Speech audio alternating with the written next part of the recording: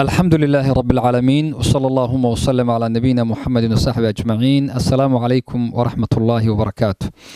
إخواني waxaan rabaa inaan idin sheego qiso shalay igu dhacday runtiina i xusuusisay xadiis rasuulka ka sugnaaday salawaatullaahi wasalaamu calayhi iyo aayad qur'aan ah labadaba. shalay duhurkii markay ahayd salaada duhur iyadoo ka dhiman tahay daqiiqooyin taqriiban 3 daqiiqo ayaa waxaan u soo socday masaajidka anoo gurigayga ka soo baxay masaajidka Abubakar Islamic Center of Washington anagu joogo imaamka ka ahay masaajidka salaada duhur baan u soo degdegayay waxoogaa waan soo speed gareeyay oo baabuurka waxay ahayd inaa jidka aan markaa marayay 30 limitkii aan ku socdaa inuu noqdo laakiin 40 baan ku socday waan soo degdegayay boolis baa igu shitay oo soo dabagalay kadib uu i joojiyay markaan booliskii fiiriyay oo daba taagan jidkiina aan ka baxay oo istaagay isla markii waxa igu soo dhacay xadiiskii rasuulka salawaatullaahi wasalaamu calayhi qofkii salaada subax man salla salaata subhi fi jamaacatin fahuwa fi dhimmatillah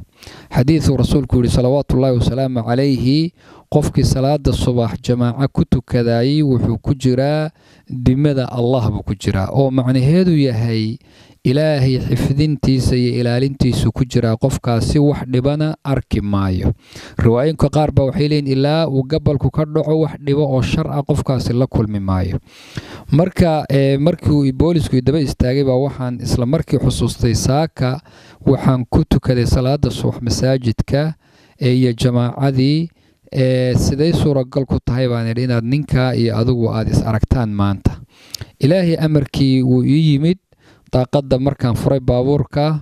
wuxuu yiri driver license-kaaga keen waa u dhiibay wuxuu yiri moogtay jidkan in 30 lagu maro 40 aad adigu ku socotay limitkaad markaa ku socotay oo ahaa haabaan iri waxaan ka daahsanaa salaada ayaan u socday masaajidka wuxuu yiri isug wax yar waa iga tagay waxaan islahaade sidii caadada ahayd ee dadka ay garanayaan booliska xaaladiisu intuu baabuurkiisa tago recordkaaga uu baaro ashuraska keen uu ku yiraahdo fiiriyo wax kugu jira ilaahay amarkii aniguna isla markaa waxa igu soo dhacay in uu igu jiray tigir hore oo Sheekh Maxamed Idriis iyo aniga oo waa dhaweedu Sheekh safar noogu yimid anoo habeen aan wado ayaan shil galay waliba qaladka anigu aan lahaa halkaas oo runtii shil weyn buu ahaa laba baabuur oo kalena ay dhaawacyo badan soo gaareen dadkii ma dhaawacmid alxamdulillah baabuur saddexdiiba ku burbureen annagana ilaahay subxaanahu wa ta'ala qofna uu soo waxba ku noqonin qaladkana aniga la saaray tigirna waa igu jiray qaladna waa igu jiray daas macnaheedu wuxuu noqonayaa shalay qabashada qabtay inay marka weynaan lahayd oo ugu yaraan markaas tigir weyn uu isiin lahaa ninkii isla markii anigu xadiiskii ku fikiraya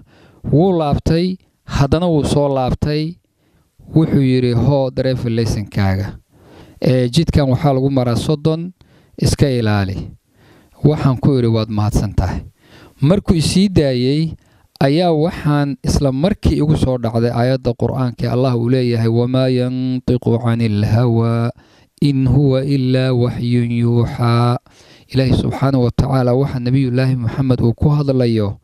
ma aha hawadiisa ee waa waxyi ilaahi ka yimid